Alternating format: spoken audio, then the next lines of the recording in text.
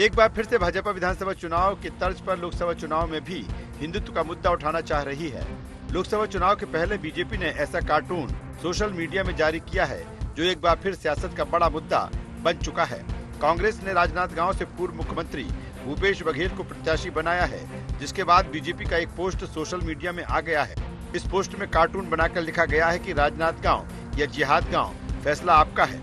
इसके साथ ही हिंदुत्व विरोध का आरोप लगाते हुए भाजपा भूपेश बघेल को निशाने पर ले रही है कि जैसी सरकार चली है पिछली बार, उनके मुखिया जहां पर भी होंगे ऐसा ही कुछ सोचा जाएगा। मैं बिल्कुल ये बात मान्यतापूर्वक कहना चाहता हूँ, भाजपा के कार्यकर्ता होने के नाते कहना चाहता हूँ कि सरकार जो पिछली चली है, जिसमें जनता ने जिस तरीके की पीड़ा झेली है, समाज में जैसे विभेद उत्पन्न हुए हैं, अगर वो राजनांदगांव से प्रत्याशी हैं तो कोशिश उनकी यही रहेगी, ऐसा लगता है। बीजेपी का ये पोस्ट इसलिए भी सियासत का केंद्र बना हुआ है क्योंकि राजनांदगांव सांसद संतोष पांडे को बीजेपी हिंदुत्व के चेहरे के रूप में पेश करती है। भाजपा की इस पोस्ट के बाद कांग्रेस ने भी तगड़ा पलटवार किया। कांग्रेस का कहना है कि बीजेपी अपनी नाकामी छुपाने लोकसभा चुनाव से पहले संस्कारधानी बौद्ध की धर्मभूमि माता बम्बलेश्वरी के धाम राजनांदगांव पर अशोभनीय टिप्पणी कर रही है। भारतीय जनता पार्टी को यह मालूम है कि लोकसभा चुनाव में उसकी बुरी तरीके से हार होने वाली है, इसीलिए भारतीय जनता पार्टी अब अनर्गल तथ्यों के आधार पर, स्तरहीन तथ्यों के आधार पर राजनीति कर रही है। राजनांदगांव के संबंध में उन्होंने राजनांदगांव के बारे में अनर्गल टिप्पणी किया है। यह भारतीय जनता पार्टी के द्वारा मोदी की नाकामियों से ध्यान हटाने की एक साजिश है। वो मुद्दों से ध्यान भटकाने के लिए इस प्रकार की चीज़ें कर रही है, लेकिन छत्तीसगढ़ की जनता, देश की जनता मोदी जी के 10 साल के वादा खिलाफी का हिसाब लेने के लिए तैयार बैठी है। ये कुछ भी कर ले, कोई फर्क नहीं पड़ने वाला। राजनांदगांव से तो जीतेगा भूपेश जी। बीजेपी हर उन मुद्दों को लेकर लोकसभा चुनाव में उतरने जा रही है जिन मुद्दों को लेकर विधानसभा चुनाव में एक बड़ी जीत दर्ज की थी। युवा, महिला, किसान और धर्मांतरण जैसे मुद्दे विधानसभा चुनाव में थे और यही फिर सामने आ गए हैं। देखना यह है कि इनका कितना असर लोकसभा चुनाव में होता है। Bureau report, IND24।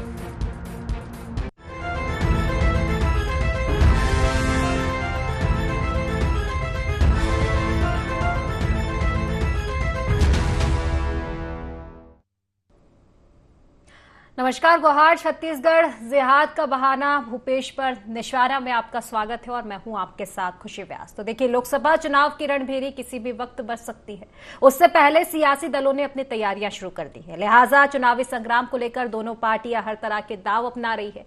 इसी बीच बीजेपी का एक पोस्ट सोशल मीडिया पर जमकर वायरल हो रहा है। इस पोस्ट में बीजेपी ने कार्टून बनाकर पूर्व सीएम भूपेश बघेल, जो वर्तमान में कांग्रेस से राजनांदगांव लोकसभा सीट से प्रत्याशी भी है, उन्हें सीधे टारगेट कर दिया और लिखा कि राजनांदगांव या जिहाद गांव, फैसला आपका है। तो इसी मुद्दे को लेकर आज चर्चा करेंगे, डिबेट करेंगे। इससे पहले गुहार के पॉइंट जान लेते हैं। छत्तीसगढ़ में फिर क्यों तेज हुई धार्मिक मुद्दों पर सियासत? जिहाद को लेकर भाजपा के निशाने पर क्यों आए भूपेश? राजनांदगांव या जिहाद गांव, फैसला आपका, क्या है मायने? लोकसभा में कितना असर कर पाएगा हिंदुत्व का एजेंडा? तो इन्हीं सब सवालों पर आज चर्चा करेंगे। खास पैनल हमारे साथ जुड़ चुके हैं, खास मेहमान जुड़ चुके हैं। सबसे पहले उनसे आपका परिचय करवा देती हूं। हमारे साथ राहुल टिकरिया जी जुड़ चुके हैं, भाजपा प्रवक्ता, और इसी के साथ अनुभव शुक्ला जी, कांग्रेस प्रवक्ता, हमारे साथ जुड़ चुके हैं। मधुकर द्विवेदी जी, वरिष्ठ पत्रकार, हमारे साथ जुड़ चुके हैं। आप तीनों ही मेहमानों का बहुत बहुत स्वागत है IND24 की इस खास चर्चा में। तो राहुल जी, सबसे पहले आप ही के पास आना चाहूंगी। छत्तीसगढ़िया सबले बढ़िया, लेकिन इसमें सियासत कितनी बढ़िया है भाई? ऐसी भी क्या सियासत कि अब राजनांदगांव को जिहाद गांव बतला रहे हैं आप? नमस्कार। देखिए, छत्तीसगढ़ की जनता ने कांग्रेस के 5 साल को देखा है और किस प्रकार से लव जिहाद और एक प्रकार से धर्मांतरण को इन्होंने सहयोग किया, सपोर्ट किया। उसको छत्तीसगढ़ की जनता ने 5 साल झेला है और उसी का परिणाम है कि आज कांग्रेस की सरकार महज 5 साल में सत्ता से हाथ धो बैठी। आप साझा का उदाहरण देख लीजिए, जहां पर इसी लव जिहाद के चलते एक युवक भुवनेश्वर की हत्या की जाती है और भारतीय जनता पार्टी उसके लिए लड़ाई भी लड़ती है और सम्मान पूर्वक उसके पिताजी को, ईश्वर साहू को, टिकट भी देती है। साझा की जनता वहां से उसे जिताकर भी लाती है और उसका असर पूरे छत्तीसगढ़ पे रहता है। कवर्धा का मामला देख लो, बेमेतरा का मामला देख लो, वो बीरनपुर का विषय देख लीजिए, चाहे नारायणपुर का मामला देख लीजिए, हर जगह इन्होंने धर्मांतरण और लव जिहाद को लेकर विवाद पैदा किया और न सिर्फ उस पर कंट्रोल करना इन्होंने चाहा, उसको और बढ़ावा दिया, उसके अपराधियों को संरक्षण दिया। तो जाहिर सी बात है ये राजनांदगांव के विषय में इसलिए कहा गया क्योंकि भूपेश बघेल जी को वहां पे प्रत्याशी कांग्रेस ने बनाया है, लोकसभा प्रत्याशी बनाया है, और जाहिर सी बात है ये उसी सरकार के मुख्यमंत्री हैं जिन्होंने लव जिहाद और धर्मांतरण को बढ़ावा दिया और उस पर संरक्षण दिया। और उनके साथ में जो एजाज ढेबर जी है, मोहम्मद अकबर जी हैं, जो उनके करीबी माने जाते हैं, वो सारे के सारे चुनावी मैनेजमेंट में जुड़ गए। तो इसलिए पे जोड़कर भारतीय जनता पार्टी ने एक कार्टून बनाया और उसे सोशल मीडिया में पोस्ट किया कि अब ऐसा लग रहा है कि जिस प्रकार से भूपेश बघेल जी के साथ में मोहम्मद अकबर जी, एजाज ढेबर जी चुनावी रंग पर उतर चुके हैं, इससे ऐसा लग रहा है कि राजनांदगांव नहीं अब जिहाद गांव हो जाएगा। जी चलिए ठीक है, प्रतिक्रिया ले लेते हूँ। शुक्ला जी आपके पास आऊंगे। देखिए शुक्ला जी, विधानसभा चुनाव की बात कर ले या फिर अब लोकसभा चुनाव आने वाले हैं इसकी बात कर ले, दोनों ही चुनावों के पहले आप पे हमेशा तुष्टीकरण के आरोप लगे हैं, धर्मांतरण के मुद्दे पर आप घिरते हुए नजर आए क्योंकि परिस्थितियां भी कुछ इसी तरह की नजर आई और एक बार फिर से कार्टून के जरिए भूपेश बघेल पर निशाना साधा गया है। सबसे पहले तो आपको और आपके सभी सम्मानीय दर्शकों को नमस्कार, भाई राहुल को और साथी मीडिया पैनलिस्ट को भी मेरा सादर प्रणाम। देखिए बहुत बहुत सरल है, ये लोग जो आप कार्टून की बात कर रहे हैं, जिसकी सोच कार्टून जैसी है उसके कार्टून भी कार्टून ही रहेंगे। ये जो राहुल टिकेरिया जी जिस भारतीय जुमला पार्टी से आते हैं वो अपनी रीति और नीति में कभी भी पीछे नहीं हुई उसको जताने में। मैं तथ्य की बात करूंगा, मैं खंबे से बकरी को बांध के गोल गोल नहीं घुमाऊंगा इनके जैसे इनके आगे आप बातें सुनेंगे। मैं तथ्य बताता हूं आपको 2023 का। हिंदुत्व वॉच संस्था नाम की एक ऑर्गेनाइजेशन है जो रिसर्च करती है सोशल इश्यूज पे। उसने ये 2023 में मात्र शुरू के 6 महीने में ये पाया था कि इस पूरे देश में 250 से अधिक हेट स्पीच दी गई है, जिसका एक उदाहरण ये वीडियो जो कार्टून है जिसपे हम चर्चा कर रहे हैं वो भी है। 80% हेट स्पीच नफरत की बातें भारतीय जनता पार्टी की जिन राज्यों में सरकार है वहां से आती हैं और 70% हेट स्पीच वहां से रजिस्टर किए गए हैं जहां पे चुनाव होने वाले हैं। अब यहाँ पे क्योंकि पूरे देश में चुनाव होने वाले हैं तो अब ये मुद्दा वापस उठता हुआ दिख रहा है। आपके Dinesh Kushwaha ji member of parliament है, वो असॉल्ट करते हैं एक आदमी को मुसलमान समझ के, बाद में पता चलता है कि वो एक भंवरलाल जैन है। हरिभूषण ठाकुर बचौल कहते हैं कि दशहरे में मुसलमानों को जलाओ। ये इन्हीं के पार्टी के नेता हैं। नुपुर शर्मा इन्हीं के पार्टी की नेता है। सभी प्रज्ञा ठाकुर को इस बार टिकट नहीं दी इनने, उन पे भी किस प्रकार के आरोप लगे। बिदुड़ी जी संसद में क्या कर रहे थे ये सभी जानते हैं। आईपीसी की धारा 153 है, 295 है और 298। मुझे पूरा विश्वास है कि इसमें इन लोगों का कोई भरोसा नहीं होगा। और रिप्रेजेंटेशन ऑफ पीपल एक्ट की धारा 125 के तहत चुनाव के दौरान आप इस प्रकार की बंटवारा करने वाली और नफरत की बातें करेंगे तो आपको 3 साल तक की जेल हो सकती है। लेकिन नतीजा आप ये देखिए कि ये केंद्र में अपनी सरकार चलाने के बाद जिस प्रकार से डिक्टेटरशिप लागू कर रहे हैं, नतीजा ये निकलता है कि 2 साल से चुनाव आयोग से विपक्ष समय मांग रहा है, वो चुनाव आयोग समय नहीं दे पा रहा है। और पिछले साल 2019 के जब चुनाव हुए थे तो नरेंद्र मोदी जी ने फौज का इस्तेमाल किया, धर्म का इस्तेमाल किया, भगवान के नाम पे वोट मांगा। ये सब रिप्रेजेंटेशन ऑफ पीपल एक्ट के तहत अवैध है, गैर कानूनी है, आप ये नहीं कर सकते, मॉडल कोड ऑफ कंडक्ट के खिलाफ है। लेकिन इन पे किसी प्रकार की कार्रवाई नहीं होती। एक चुनाव आयोग के जो इलेक्शन कमिश्नर है जो विरोध दर्ज करते हैं तो उनको जबरदस्ती इस्तीफा दिला दिया जाता है। इस प्रकार की राजनीति करने वाली पार्टी से आप उम्मीद क्या कर सकते हैं? आप राजनांदगांव की जनता का अपमान कर रहे हैं, आप राजनांदगांव के भले भाले लोग जो हैं उनका अपमान कर रहे हैं इस कार्टून से। जब आप उसको इस प्रकार के आरोप लगाते हैं कि वो वहां पे ये इस प्रकार का कार्टून बना रहे हैं। देखिए राजनीति में आप विरोध करें वो एक अलग बात होती है, लेकिन आप वहां की एक स्थान का, वहां पे बौद्ध धर्म का कितना प्रचंड स्थान है, हमारे हिंदू धर्म के वहां प्रमुख मंदिर हैं, इस प्रकार के धार्मिक स्थान के, इस प्रकार के शांत स्थान का अपमान करना मुझे नहीं लगता कि ये उचित है। लेकिन भारतीय जुमला पार्टी अपनी राजनीति से बाज नहीं आने वाली, वो तो ये करेगी ही। चलिए ठीक है, आपकी इसी को लेकर प्रतिक्रिया ले लेते हो मधुकर जी से। मधुकर जी देखिए, जिस तरह से अभी शुक्ला जी बता रहे हैं कि एक संस्कार धानी को लेकर सियासत कितनी लाजमी है। और मधुकर जी एक सवाल ये भी कि छत्तीसगढ़ की अगर हम बात करें, धर्मांतरण की बात कर ले या फिर पहले हमने देखा था आदिवासियों को लेकर सियासत देखी गई थी, तो आखिर ये जो मुद्दे होते हैं जिन पर न्याय की जरूरत होती है, जिस पर विकास की बात होनी चाहिए, वो आखिर सियासत में क्यों बढ़ जाते हैं? देखिए, सियासत का यही तो विद्रूप चेहरा है श्री जी, कि तमाम अच्छाइयां बुराइयों में तब्दील हो जाती हैं। छत्तीसगढ़ में भी चुनाव का बिगुल तो पूरे देश में ही बज चुका है। 2-4-5 दिन के अंदर आचार संहिता लग जाएगी, घोषणा हो जाएगी और एक गतिशीलता आ जाएगी चुनाव में। लेकिन जिस संदर्भ में हम लोग बात कर रहे हैं, मुझे लगता है छत्तीसगढ़ जैसे सुसंस्कृत प्रांत में ये सारी चीजें अभी तक नहीं रही हैं। देखिए, राजनीति अपनी जगह है, धर्म अपनी जगह है, अध्यात्म अपनी जगह है, जिहाद भी अपनी जगह है। लेकिन अगर राजनीतिक माहौल में ऐसे जिहाद जैसे बातें होने लगी तो मुझे लगता है छत्तीसगढ़ में ये संस्कृति नहीं रही है। और कार्टून वगैरह बनाना को कौन सी ऐसे इससे क्या मैसेज जाएगा? ये तो एक तरह से कहिए आग भड़काने की बात है। आज भारतीय जनता पार्टी पर आरोप लग रहा है कि उसने इस तरह का कार्टून बनाया। कल कांग्रेस पार्टी भी अपने प्रत्युत्तर में कोई कार्टून बना करके और भाजपा को चिढ़ाएगी या भाजपा को जवाब देगी, पलटवार करेगी। मुझे लगता है ये अच्छी बात नहीं है। स्वस्थ प्रजातंत्र में ये सब चीजें नहीं होनी चाहिए, क्योंकि आखिर राजनीति किसके लिए होती है? जनता जनार्दन के लिए होती है। कोई भी राजनीतिक पार्टी का उद्देश्य यही होता है कि हम स्वस्थ राजनीति करें, और छत्तीसगढ़ में तो परंपरा रही है स्वस्थ राजनीति की। मुझे लगता है कि विरोध अपनी जगह है, असहमति अपनी जगह है, लेकिन इस तरह की बातें अगर ना हो तो बहुत अच्छा है। ऐसे कार्टून से अगर बचा जाए तो दोनों पार्टियों के लिए या किसी भी पार्टी के लिए बहुत अच्छा होगा। इससे समाज में मैसेज क्या जाएगा? कार्टून बनाने के पहले या ऐसे विद्वेष जनक बातें करने के पहले ये सोचना पड़ेगा राजनीतिक दलों को कि आखिर इसका समाज में असर क्या पड़ेगा। चुनाव लड़ाना, वोट पाना, वोट ले आ पाना, ये सारे पक्ष अपनी जगह हैं।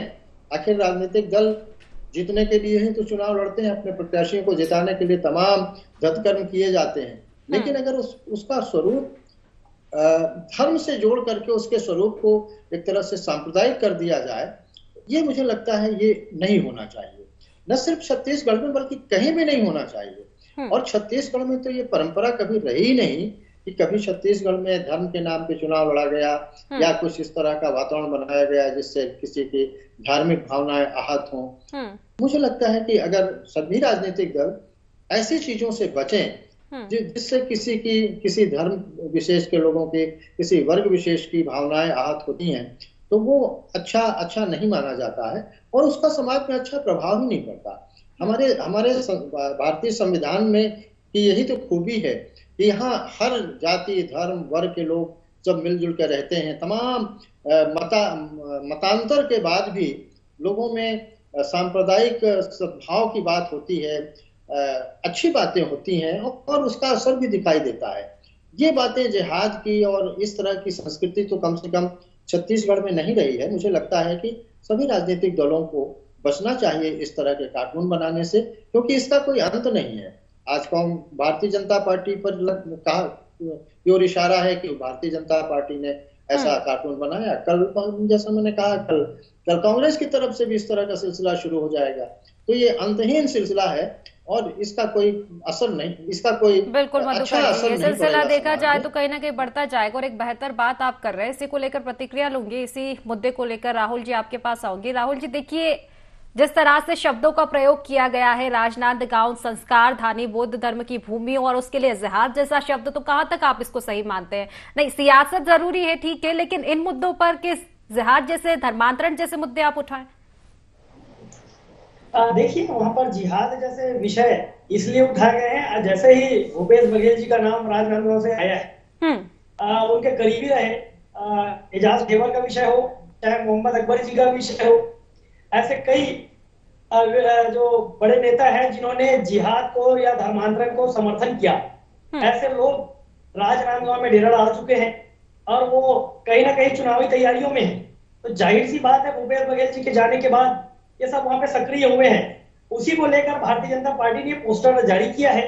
अब लगता है कि राजनांदगांव में भी भूपेश बघेल जी के जाने के बाद, उनके प्रत्याशी बनाए जाने के बाद, लेकिन कांग्रेस तो ये भी आरोप लगा रही है कि बड़ा चेहरा देखकर बीजेपी बौखला रही है और इस तरह की बयानबाजी कर रही है। बिल्कुल आशा, मैं आपको बता दूं ऐसा कोई विषय नहीं है। जिस प्रकार को जिहाद को और धर्मांतरण को सहयोग करने वाले नेता भूपेश बघेल जी के नाम आने के बाद वहां पर डेरा डाल दिए हैं, उसको लेकर भारतीय जनता पार्टी ने पोस्टर जारी किया है। जिस प्रकार से धर्मांतरण को और लव जिहाद को अपने क्षेत्रों में इन्होंने समर्थन दिया, अब संस्कारधारी राजनांदगांव में भी ये जिहाद का कांड होगा और धर्मांतरण को समर्थन मिलेगा। उसको लेकर ही अब राजनांदगांव नहीं, अब होने वाला है जिहाद गांव। ये पोस्टर भारतीय जनता पार्टी ने जारी किया है। हम बिल्कुल धर्म की नगरी है राजनांदगांव, संस्कारधानी है राजनांदगांव। हम वहाँ की संस्कृति और वहाँ के धर्म नगरी की रक्षा के लिए ही कटिबद्ध है और इसी नाम से ये पोस्टर लॉन्च किया गया है ताकि राजनांदगांव की जो छवि है उस पर किसी भी प्रकार से दाग ना लगे। चलिए ठीक है शुक्ला जी, देखिए पोस्टर बीजेपी ने लॉन्च किया है, लेकिन पोस्टर से कांग्रेस क्यों बौखला रही है, ये भी एक बड़ा मुद्दा है। क्योंकि अगर देखिए तुष्टिकरण को लेकर मैं फिर से आपके पास लौटूंगी, क्योंकि आपकी सरकार पर बार बार यही आरोप लगे तुष्टिकरण के, पक्षपात के। बल्कि एक बयान को बिंदु में दोहराना चाहूंगी कि जिस तरह से चुनाव के पहले आए थे हेमंत बिस्वा, उन्होंने भी बयान दिया था कि एक अकबर आता है तो 100 मुगलों को लाता है। तो कहीं ना कहीं इन बयानों पर आपकी सरकार गिरती हुई हमेशा नजर आई है और एक बार फिर से उन्हीं मुद्दों पर फंसती हुई नजर आ रही है।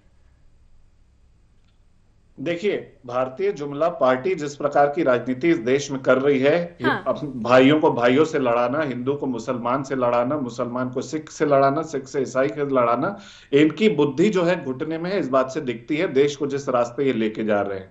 लेकिन अब जिस प्रकार की राजनीति है, राजनांदगांव का पोस्टर निकाल के कर रहे हैं, उससे यह भी सिद्ध होता है कि इनके घुटने ढीले हो गए हैं।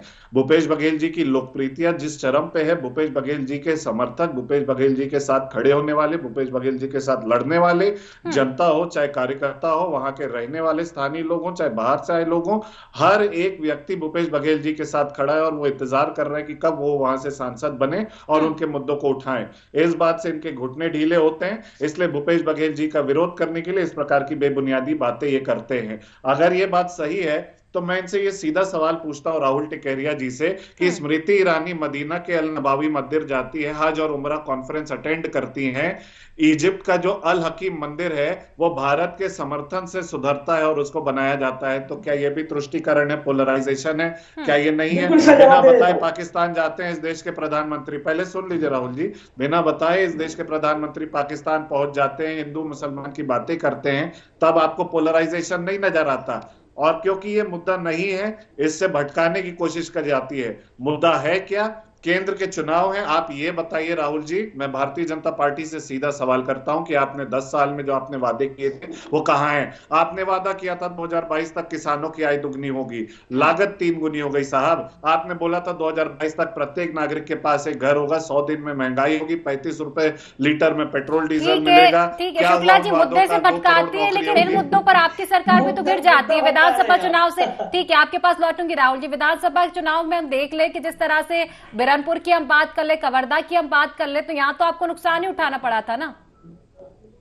देखिए, जिस प्रकार की पोलराइज करने वाली, तुष्टि ध्रुवीकरण फैलाने वाली राजनीति इन्होंने इस विधानसभा चुनाव में चलाई है, उसके बाद इन्होंने जो वादे किए थे, अगर आप यहाँ के भी प्रांत के भी वादे कर रहे तो SCR, रानी दुर्गावती योजना, 3118 लाख आवास, तमाम वादे हैं, बहुत गहराई में नहीं जाता हूं। ये तमाम वादे जब ये पूरा नहीं कर रहे हैं तो जनता इनसे आक्रोशित हो चुकी है। अब क्योंकि इनके पास काम बताने के लिए नहीं है, चाहे केंद्र की हो चाहे राज्य की बात हो, अब इस तरीके की ध्रुवीकरण की राजनीति ये कर रहे हैं। बिरहनपुर की अगर आप बात करें तो आप ये बताइए कि आपने विधायक बना दिया उनको, आप उनको न्याय नहीं दिला पाए, ऐसा क्या कारण है कि उनको विधानसभा में आके न्याय मांगना पड़ता है? आप अपने राज्य की पुलिस पे भरोसा नहीं करते, आप SIT का गठन नहीं करते, विजय शर्मा जी गृह मंत्री होने के बाद वहां से जीतने के बाद वहां पे न्याय नहीं दिला पाते हैं। ऐसा क्या कारण है कि जिस गांव की ये बातें वहां आज भी हथियार हैं, वहां कोई गिरफ्तारी नहीं होती है? ऐसा क्या कारण है कि जो गिरफ्तार हुए, जो कुछ गिरफ्तार कांग्रेस की सरकार के दौरान हुई थी, उन लोगों की पहचान और उनके लिंक भारतीय जनता पार्टी से पाए गए? इन सवालों का जवाब दे भारतीय जनता पार्टी, क्योंकि वो दे नहीं पाएगी, इसलिए इस प्रकार के पोस्टर और ये के ध्रुवीकरण करने की कोशिश करती है। राहुल जी जवाब दे दीजिए शुक्ला जी का। बिल्कुल शुक्ला जी, आपको स्पष्ट कर दूं, भारतीय जनता पार्टी हर धर्म का सम्मान करती है, लेकिन अगर किसी भी प्रकार से जबरदस्ती धर्मांतरण किया जाता है या लव जिहाद को समर्थन किया जाता है, अगर उसका हम विरोध करते हैं तो आप समर्थन करने वाले कौन होते हो? उसी का नतीजा है कि आज महज 5 साल में आप सत्ता से बाहर हो जाते हो।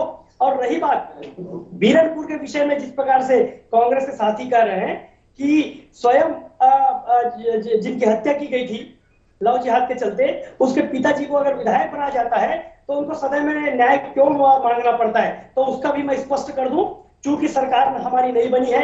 और अगर भुवनेश्वर के पिता वहां के विधायक ईश्वर साहू जी उस मामले में जांच के लिए सीबीआई की मांग करती है और उस पर जांच कमेटी की मुहर भी लगती है, तो क्या गलत है? भारतीय जनता पार्टी की सरकार बनने के बाद कम से कम जांच तो हो रही है और न्यायिक जांच होगी। निसंदेह देखिएगा, जो अपराधी बाहर होंगे, जो अपराधी उसमें संलिप्त होंगे, वो बिल्कुल सलाखों के पीछे होंगे। और मैं पुनः आपको कह दूं कि हम भारतीय जनता पार्टी सभी धर्मों का सम्मान करती है, लेकिन जबरदस्ती लव जिहाद और धर्मांतरण के विषय में भारत के खिलाफ भारतीय जनता पार्टी सदैव खड़ी है और खड़ी रहेगी। जी ठीक है, चलिए इसका जवाब दे दीजिए शुक्ला जी, उसके बाद मधुकर जी के पास आऊंगी। मैंने इनसे जो सवाल पूछा इन्होंने उसका जवाब नहीं दिया। मैंने जो कहा था इन्होंने वही किया, बकरी को खंबे से बांधा, गोल गोल कर दिया। ये जो आप बात कर रहे हैं राहुल जी, ये बहुत सीधी बात है, सरल बात है। हर आदमी को अपने धर्म चुनने का अधिकार है और वो अपनी स्वेच्छा से धर्म बदल सकता है। किसी प्रकार की जोर जबरदस्ती या बहकावा किया जाता है तो वो अनुचित है, उसका विरोध हम भी करते हैं। मेरा सवाल आपसे ये था राहुल जी, पूरी बात सुन लीजिए, पूरी बात सुन लीजिए। मेरा सवाल ये था, किसान की आय दुगनी हो गई क्या? हर एक आवास मिल गया क्या? डबल इंजन की सरकार मध्य प्रदेश में 10 साल से चल रही है, वहां वादे पूरे हो गए क्या? इसका जवाब दीजिए, इसका जवाब दीजिए। आप ये बताइए कि आपने जो वादे किए 10 साल में, आपको कितने रुपए में मिलता है पेट्रोल डीजल कितने में मिलता है? आप ये मुद्दों की बात करिए ना, आप ये बताइए इन वादों का क्या हुआ? ठीक है, भटकाने की कोशिश कर रहे हैं आप, स्वयं बकरी बांध के गोल गोल घुमा रहे हैं, ये जनता समझ रही है। मुद्दे से आप भटके तो बेहतर होगा। क्या हुआ? क्या कीमत है पेट्रोल डीजल की, एक बार बताइए। टीवी में 35 रुपए है क्या? किसानों की आय दुगनी हुई क्या? स्वामीनाथन आयोग का C2 फॉर्मूला लागू हुआ क्या? जवाब दीजिए हाँ या ना। 35 रुपए तो आपकी सरकार में भी नहीं थी भाई साहब। चलिए ठीक है, अरे हाँ या ना में जवाब दीजिए राहुल जी, क्या आपने वादे पूरे किए? ठीक है, राहुल जी से जवाब लूंगी। एक प्रतिक्रिया मधुकर जी से ले लेती हूँ। मधुकर जी देखिए, एक बार फिर से राजनीति इसी पर करवाइए धर्मांतरण को लेकर, और जिस तरह से देखिए एक बार फिर से बीजेपी हमलावर हुई है कांग्रेस पर, जैसे कि विधानसभा चुनाव के ठीक पहले हमने देखा था पक्षपात के आरोप लगे थे कांग्रेस पर, इसका असर भी कहीं ना कहीं देखने को मिला था। किस तरह से आप देखते हैं, क्या एक बार फिर से कांग्रेस को इसका खामियाजा उठाना पड़ सकता है? देखिए, छत्तीसगढ़ में भारतीय जनता पार्टी हमेशा धर्मांतरण और जिहादी तत्वों के खिलाफ रही है और समय समय पर भारतीय जनता पार्टी आवाज उठाती रही। ठीक है, ये अपना भारतीय जनता पार्टी का नजरिया है, लेकिन राजनांदगांव जाकर के भूपेश बघेल जी जिहादी हो गए, अगर ये सोच बन गई है तो मुझे लगता है इसमें थोड़ा सा ये संशोधन करना पड़ेगा, क्योंकि एक प्रदेश के मुख्यमंत्री रहा हुआ व्यक्ति एकदम कैसे जिहादी बन जाएगा? ठीक है, चुनाव लड़ने के लिए वो गए हैं, वो जीतेंगे हारेंगे अलग बात है, लेकिन अगर मुद्दों से मुतल्लिक विरोध हो तो ज्यादा बेहतर होता है, बजाय इसके कि धर्म से जुड़े मुद्दे या जिहाद से जुड़े मुद्दे, ऐसे मुद्दों से किसी व्यक्ति को ओतप्रोत करके और उसकी छवि पर उसका को प्रभाव डाला जाए। मुझे लगता है ये थोड़ा सा इससे बचना पड़ेगा भारतीय जनता पार्टी को। लेकिन जैसा शुक्ला जी कह रहे थे कि भाई देखिए, राजनीति है, इस राजनीति में बहुत सारी चीजें ऐसी आती हैं जो आपको सहना पड़ेगा। बहुत सारे आक्षेप लगते हैं, आरोप लगते हैं, वो लाजमी है। आप उसका स्पष्टीकरण दीजिए, आप प्रवक्ता होने के नाते या पार्टी पदाधिकारी होने के नाते उसका खंडन करिए, लेकिन चुनाव के वक्त इन आरोपों से, प्रत्यारोपों से कोई भी राजनेता, कोई भी प्रत्याशी, कोई भी पार्टी बच नहीं सकती। एक ऐसा क्रम चल रहा है, क्योंकि अब वो 1952 वाला चुनाव नहीं हो रहा है जहां पंडित नेहरू जो है अपने निर्वाचन क्षेत्र में ही नहीं गए थे। अब वो वक्त बदल गया है। आज तो ये है कि रात दिन मेहनत करने के बाद भी अनेक लोग हार का खामियाजा भुगतते हैं और ऐसे लोग जीत जाते हैं जो जिनके बारे में क्या कहा जाए। ठीक है, बिल्कुल मधुकर जी, क्योंकि समय की कमी है तो इसका जवाब मैं राहुल जी से ले लेती हूँ। शुक्ला जी के सवालों का भी जवाब लेना है। देखिए राहुल जी, चुनाव आते हैं, सियासत तेज हो जाती है, मुद्दा धर्मांतरण हो, आदिवासी हो, या फिर 2019 की अगर हम देखें, बात 18-19 की करें तो जब शराबबंदी का मुद्दा गूंज रहा था, लेकिन विकास के मुद्दों पर कितनी बात होती है ये एक बड़ा सवाल हो जाता है। विकास के मुद्दों से आपकी पार्टी भटकती है, ऐसा बार बार कांग्रेस आरोप लगाती है। ठीक है, जांच की आप बात कर रहे हैं, विधायक आपने बना दिए, लेकिन न्याय मिला क्या? जांच समिति आप, ठीक है, अब नई जांच समिति का गठन कर दिया, जबकि पुरानी थी उनको भी आप देखा जाए तो एडवांस कर सकते थे, लेकिन न्याय कहां तक मिला है? राहुल जी। बिल्कुल, मैं आपको बताता हूँ, बिदनपुर के विषय में बात कर रहे थे कांग्रेस के साथी कि न्याय नहीं मिला है। बिल्कुल, आज भुवनेश्वर की हत्या की गई थी, उसके पिताजी विधायक हैं, उन्होंने जांच की मांग की। राहुल जी, समय की कमी है, शॉर्ट कमेंट चाहूंगी। मैं बता दूं, जी बिल्कुल, जांच हो रही है और जांच कमेटी बन गई है। जाहिर सी बात है, पूर्व की सरकार की और जांच कमेटी थी। ठीक है, समय की कमी है। ठीक है, शुक्ला जी आप शॉर्ट कमेंट एक आपका, बस समय की कमी है, फिर उस चर्चा को समाप्त करेंगे। मैं बिल्कुल 10 सेकंड में बता रहा हूँ। पहली बात ये कि इन्होंने मेरी बातों का जवाब नहीं दिया, जो मुझे उम्मीद थी वो की। पत्रकार महोदय जो कह रहे थे उसके साथ मैं बिल्कुल इत्तेफाक रखता हूँ, तभी तो नफरत के बाजार में मोहब्बत की दुकान खोलने हम लोग निकले हैं। और तीसरी और आखिरी बात, भूपेश बघेल जी ने माता चंदखोरी का मंदिर बताया, राम वनगमन पथ भूपेश बघेल जी ने बनवाया। किस हैसियत से ये बोलते हैं कि वो हिंदू और मुसलमान और ये इस प्रकार की बातें जो ये करते हैं, इनको शर्म आनी चाहिए इस प्रकार की बातें करते हुए। चलिए ठीक है, फिलहाल समय की कमी के चलते इस चर्चा को मैं यही समाप्त करती हूँ। आप तीनों ही मेहमानों का बहुत बहुत धन्यवाद इस चर्चा में जुड़ने के लिए। तो देखिए, जिहाद धर्मांतरण पर एक बार फिर से सियासत छत्तीसगढ़ में देखने को मिल रही है। इस सियासत का नतीजा क्या होगा ये देखने वाली बात होगी। तो फिलहाल गुहार छत्तीसगढ़ में बस इतना ही। आप बने रहिए IND 24 के साथ। नमस्कार।